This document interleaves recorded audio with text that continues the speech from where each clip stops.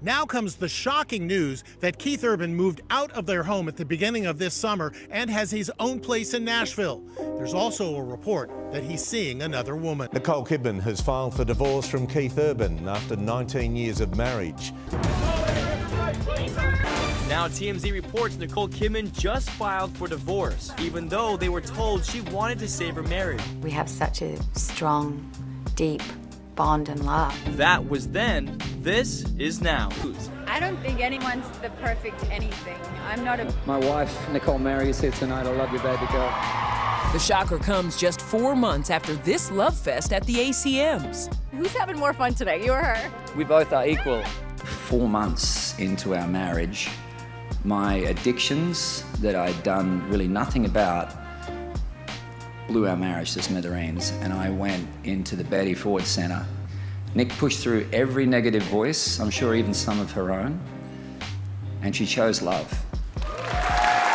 What we've learned is that she really has been fighting hard over the past 3 months or so to save their marriage.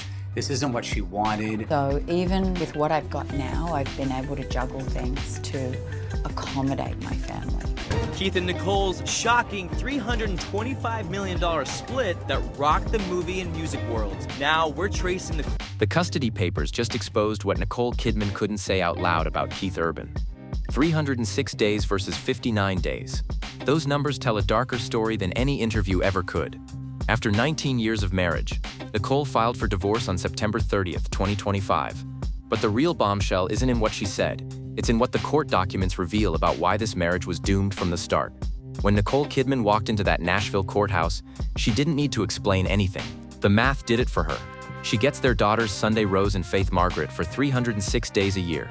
Keith Urban, the country superstar who once called Nicole his salvation, gets them for 59 days. That's not a custody arrangement. That's a verdict on who showed up as a parent and who didn't. Think about what those numbers actually mean. Keith Urban will see his teenage daughters roughly 8 weeks out of 52. He'll miss their school plays, their heartbreaks, their daily victories and defeats. He agreed to become a visitor in his own children's lives, and here's the part that should shock everyone. He signed off on this arrangement 2 months before the divorce was even filed. On August 13, 2025, Keith Urban put his signature on a document that essentially admitted he'd already chosen his guitar over his daughters. But the timeline gets even more twisted when you trace back what was happening while this marriage was falling apart.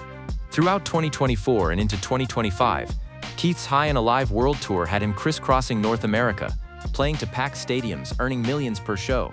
Industry insiders estimate he was on the road over 200 days this year alone. Meanwhile, Nicole was in Nashville, waking up their daughters for school, helping with homework, being present for the 1,000 small moments that actually make up a childhood. She filmed projects too. The Practical Magic sequel with Sandra Bullock wrapped earlier this year, but she always came home. The difference? Nicole's work was project-based, filmed for 3 months then returned to real life.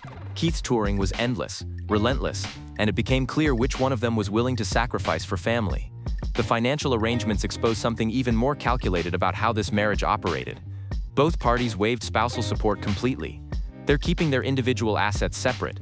Nicole keeps her film earnings, Keith keeps his music catalog. This kind of clean financial split after 19 years only happens one way, with an ironclad prenup that was drafted before they even said "I do." When Nicole married Keith in 2006, she was already Hollywood royalty with an Oscar and a brutal public divorce from Tom Cruise behind her. She wasn't walking into another marriage unprotected. They literally built their union on the assumption it might fail, creating legal structures from day one that would make walking away simple. That's not romance. That's a business arrangement with wedding rings.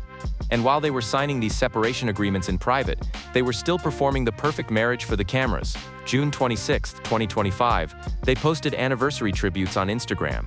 Keith shared a black and white photo with "Happy Anniversary, Baby." Nicole gushed about their love.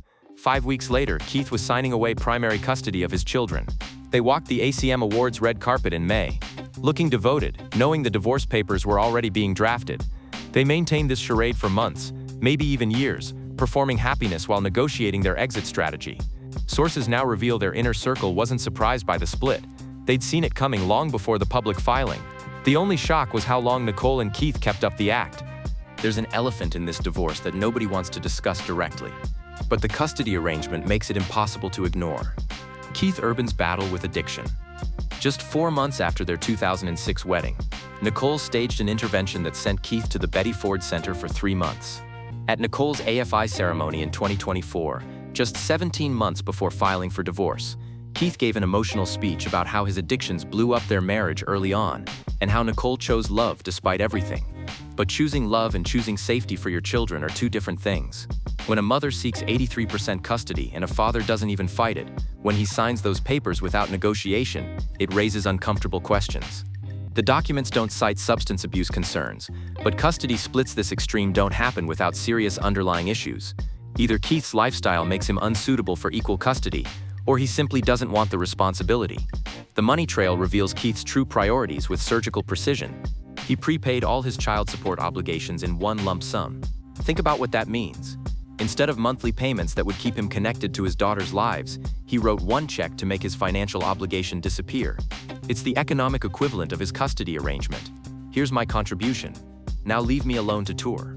Most divorced fathers pay monthly support because it maintains a connection, a responsibility, a reminder of their role.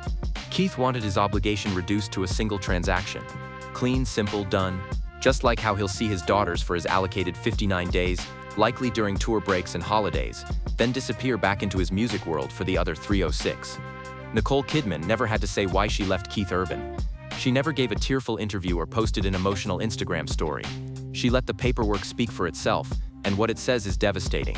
This wasn't a marriage that exploded in scandal or affairs. It died the slow death of incompatible priorities, where one person chose career and the other chose family, where one parent was present and the other treated parenthood like a part-time commitment. The numbers tell the story, Nicole won't. 306 versus 59. That's not just custody math. That's the mathematical proof of a marriage where she raised their children alone while he chased applause from strangers. The most brutal truth isn't that Keith Urban lost his marriage to Nicole Kidman. It's that he signed away 83% of his daughter's childhoods and seemed perfectly fine with the deal. When the documents were filed, when the news broke, when the world wondered what went wrong, the answer was already there in black and white legal text. Keith Urban chose his guitar, Nicole Kidman chose their daughters, and after 19 years of pretending otherwise, she finally stopped performing the lie. What's most revealing about this divorce is what comes next. Keith Urban will continue touring, continue being a country music superstar, continue living the lifestyle that cost him his family. Nicole will raise their daughters through their remaining teenage years, be there for college applications, heartbreaks, victories, all the moments Keith traded for standing ovations. The custody arrangement isn't just about the present, it's about accepting that Keith Urban would rather be a weekend dad than change his life. And Nicole Kidman, after 19 years of accommodating that choice, finally said enough. She didn't expose him publicly, didn't drag him through the media, didn't weaponize their children. She simply filed the paperwork that told the truth he'd been living all along. The marriage didn't end on September 30th, 2025. It ended every time Keith chose the road over home, every time Nicole tucked their daughters in alone, every time she had to explain why daddy wasn't there. The divorce just made it official. So here's the question nobody's asking. If Keith Urban could sign away 83% of his daughters' lives without a fight, was he ever really present in the marriage at all? Or was Nicole Kidman always a single mother, just one who happened to be married? The documents suggest an answer that's more painful than any affair could ever be. This wasn't a marriage that failed. It was a marriage that never really existed. Just two people playing roles, one who eventually got tired of pretending. And when she finally stopped, when she filed those papers, she didn't just end a marriage. She ended the exhausting performance of trying to make Keith Urban look like a family man, when the numbers prove he never was.